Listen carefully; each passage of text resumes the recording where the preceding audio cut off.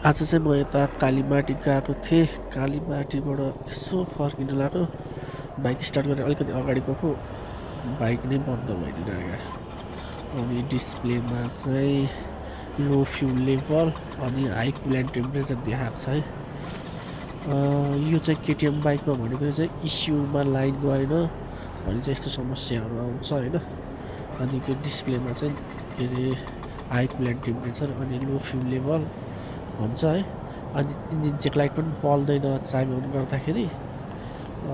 यसको प्रब्लम भनेको चाहिँ कि त इस्युमा लाइन नगएको कि त भने इस्युको रिलेमा लाइन गएन भने यस्तो समस्या देखा पर्छ है त। अब मैले चाहिँ यो समस्या चाहिँ यही बाटोमै बसेर सल्भ गर्छु। मेरो भिडियो चाहिँ पुरै हेर्नु होला है त। म के गर्छु अब यो बाइकलाई हेर्नु है त। यस्तो समस्या आउँदा चाहिँ सुरुमै हामीले चाहिँ बाइकको पछाडिको सिट खोलेर होइन यसको फ्युजहरू चेक गर्नुपर्छ है। इस्युको फ्युज भनेको हुन्छ मेन फ्युज भनेको हुन्छ होइन। मेन तिनीहरू फ्युजहरू चेक गर्नुपर्छ हामीले। त्यही त्यो फ्युजको बक्समा लेखिदिएको हुन्छ। त्यो सबै फ्युजहरू हामीले एकचोटि राम्रोसँग चेक गर्नुपर्छ। अब म चाहिँ सबै फ्युजहरू एकचोटि यो फ्युज बक्सलाई बाहिर निकालेर चेक गर्छु फ्युजहरू ठिक छ कि छैन है।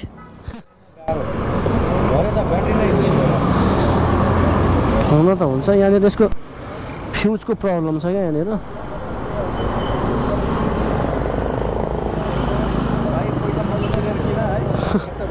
धेरै पुरानो भइसक्यो कि बाइक त। ए हजुर, त्यसले ब्याट्री हिट भएर ब्याट्री खाइसक्यो मेरो। ए ब्याट्री भन्नै आग लागि छैन अझ नि।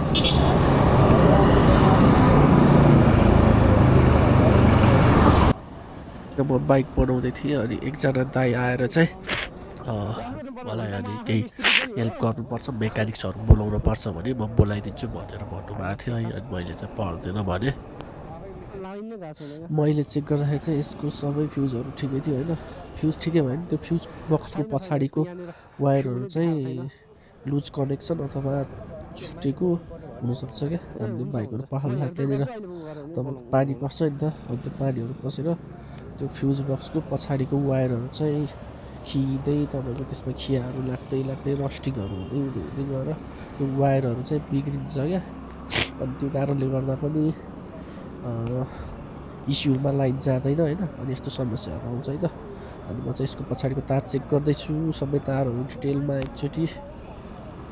यो चाहिँ अनि एउटा सानो टुक्रा तार लिएर अनि अर्को फ्युजबाट चाहिँ सप्लाई चाहिँ त्यो इस्युको वायरमा चाहिँ सप्लाई दिँदै एकचोटि चेक गर्दै हेर्दैछु होइन। अनि यसरी तपाईँको इस्युमा लाइन गयो भने चाहिँ ठ्याक्क अगाडिको इन्स्ट्रुमेन्ट क्लस्टरमा चाहिँ इन्जिन चेक लाइट बल्छ होइन। यो बाइकको फ्युज बक्सको पछाडि हेर्दै जाँदाखेरि चाहिँ त्यो फ्युजको के अरे इस्युको रिलेको पोजिटिभ लाइटको तार चाहिँ लुज कनेक्सन भेट्यो होइन। यसो हल्लाउँदा पम्प चलिरहेको बेला बेलामा अनि मैले चाहिँ हार्नेसै खोलेर अनि अब अहिले सर्टेड भएको लागि चाहिँ त्यही फ्युज बक्सबाट पोजिटिभ लाइट दिएर चाहिँ अनि बाइक स्टार्ट गरेँ।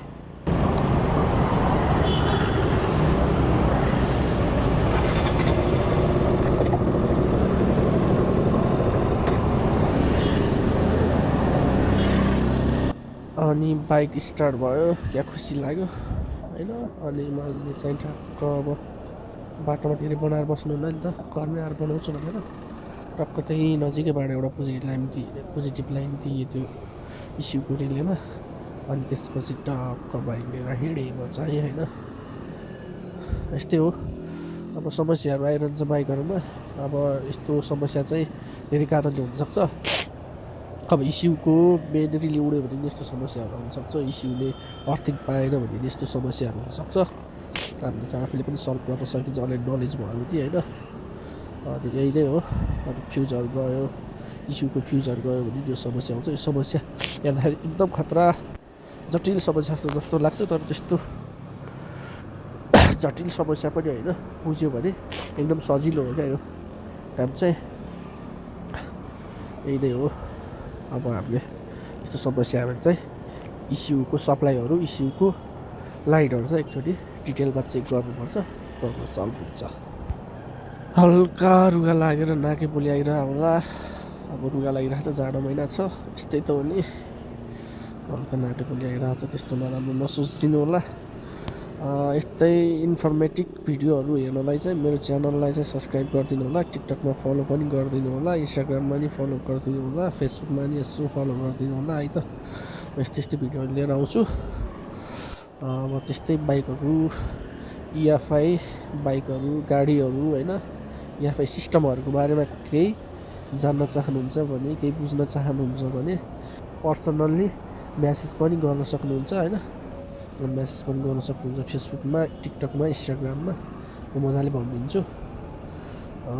यस्तै नै हो, प्रब्लम पऱ्यो भनेर आत्तिनु हुँदैन, बिस्तारो सोच्दै काम गर्दै जानुपर्छ।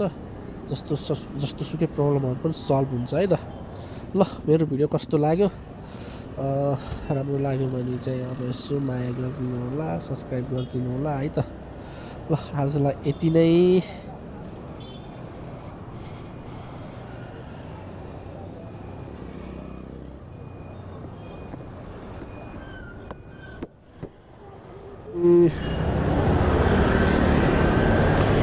बिचमा बाइक बिग्रेर यार, अब घर गएर डेन्जर बाइक बनाउनु पर्छ।